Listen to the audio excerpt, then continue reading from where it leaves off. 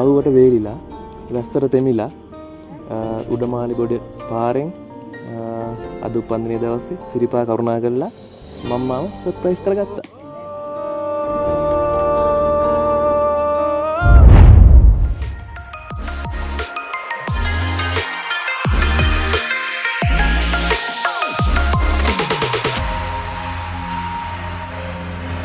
අයිරුවන් උතුම් වූ සිරිපාදයේ වන්දනා කරගන්න සිරිපාදයේ කරුණා කරගන්න ඔන්න අපි අද අලුත්ම පාරක් තෝරගත්තා. ඒ තමයි දරණියගල උඩමාලිබොඩ පාර. ඉතින් දරණියගලට එන ඕන කෙනෙක්ට උඩමාලිබොඩට එන්න ඔන්න මේ වගේ මාර්ග පහසුකම් තියෙනවා. ඉතින් වාහනයක එනවා නම් ඔයාලට එතෙන්ට එන්න පුළුවන්. ඒ වගේම වාහනයක් නැත්නම් මෙන්න මේ වගේ දික්කල කන්ද තේදලු ප්‍රවාහනය කරන වාහනයක බොහොම පහසුවෙන් එන්න පුළුවන්.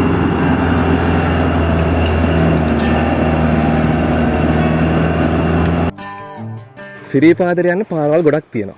ඕකෙන් වෙනස්ම අත්දැකීමක් ගන්න පුළුවන් පාරක් තමයි දරණියගල උඩමාලිබොඩ පාර. ඉතින් ඔන්න කිලෝමීටර් 12ක් අපිට යන්න තියෙනවා. අපි දැන් උඩමාලිබොඩ පාර හරහා සිරිපාද කරුණා කරන්න හදන්නේ. ඉතින් අපි යන් සිරිපාදෙට.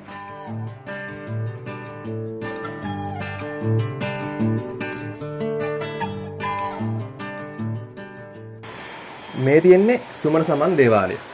අපි උඩමාලිබොඩ පාරෙන් ඉස්සෙල්ලම එනකොට හම්බෙන්න සුමන සමන් දේවාලය තමයි අපි මේ වෙලාවේ රැඳිලා ඉන්නේ. ඉතින් අපිට මාගල් ගඟ හම්බ වෙනවා. ඉතින් අපි මාගල් ගඟ තරණය කරලා තමයි ශ්‍රීපාද ස්ථානය වන්ද පුදා ගන්න යන්නේ. ඉතින් මෙතනින් අපි ඇතුළට වෙනවා. එතකොට අපි ශ්‍රීපාද රක්ෂිතයට තමයි ඇතුල් වෙන්නේ. ඉතින් ඒ නිසා අපි ශ්‍රද්ධාවෙන් ශ්‍රීපාද ස්ථානය වඳින්න තමයි මේ සූදානම.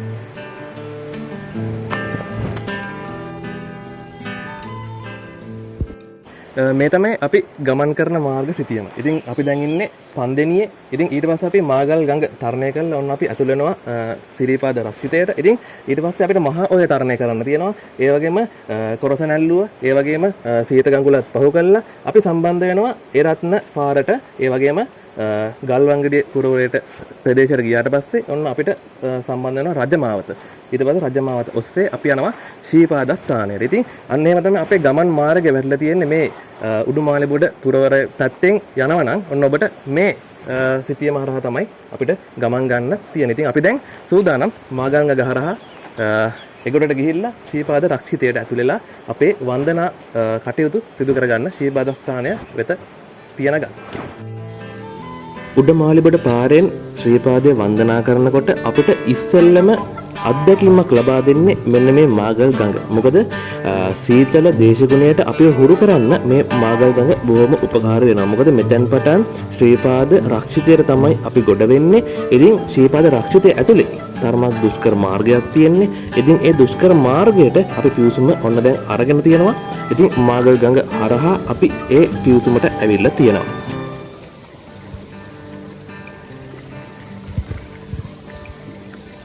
මෙතනින් එහා මාර්ගය ඉතා දුෂ්කරයි.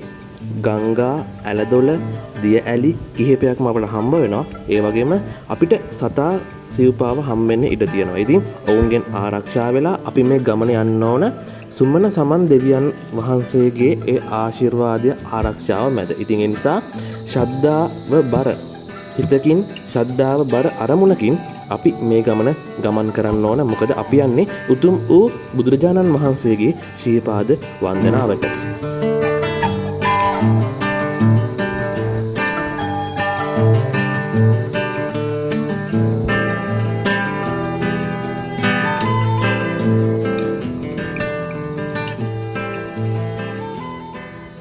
මේ තියෙන්නේ මහා ඔය ගඟ උඩමාලිබොඩ පාරේ ඉඳලා ශ්‍රීපාද ස්ථානය වඳින්න යනකොට අපි තරණය කරන්න ඕන පාරක් තමයි මේ මහා ඔය ගඟ. ඉතින් ඔන්න අපි දැන් මහා ඔය ගඟ තරණය කරලා ඉන්නේ. ඉතින් පොඩි වැස්සක් එනවා. නමුත් අපි සූදානම් දිගටම ශ්‍රීපාද වන්දනාවට යන්න. ඉතින් මහා ඔය ගඟ ඔන්න අපි තරණය කරා. ඔයාලා ශ්‍රීපාද එනවනම් මේ ගඟ තරණය කරලා යන්න පුළුවන් ශ්‍රීපාද ස්ථානය වන්දනා කරන්න.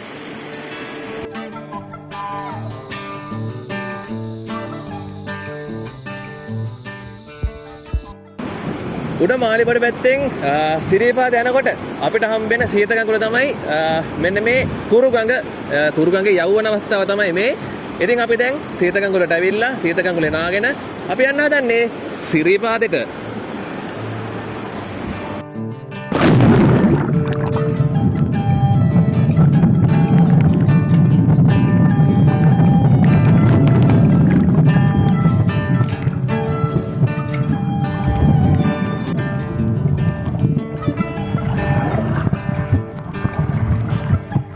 උඩ මාලිගොඩ වනාන්තර පාරෙන් ඇවිල්ලා අපි එරත්න පාරට වැටෙන්නේ මෙන්න මේ මැදහින්න කියන ප්‍රදේශයෙන්. උඩ මාලිගොඩ පාරේ ඒ වනාන්තර ප්‍රදේශයෙන් අපි එන්නේ පැය කිහිපයක් එක දිගට විවේකයක් නැතුව ආහාර පාන නොගෙන. ඉතින් මැදහින්නට ආවට පස්සේ මෙන්න මේ වගේ කඩයක් තියෙනවා. අපිට කෑම බීම ආහාර පාන සියලු දේම මෙතනින් සපයා ගන්න පුළුවන්. ඒ වගේම අම්බලමක් තියෙනවා. අපිට රාත්‍රී කාලේ ගත කරන්නත් මෙතන අවස්ථාවක් කරගන්න පුළුවන්. ඉතින් ඊටාම මිත්‍රශීලී පිරිසක් ඉන්න නිසා අපිට කතා බහ කරලා ඕන දෙයක් ඕන පහසුකමක් මේ ස්ථානයෙන් ලබා ගන්න පුළුවන්. සිරිපාදය වන්දනා කරන්න යන ගමන.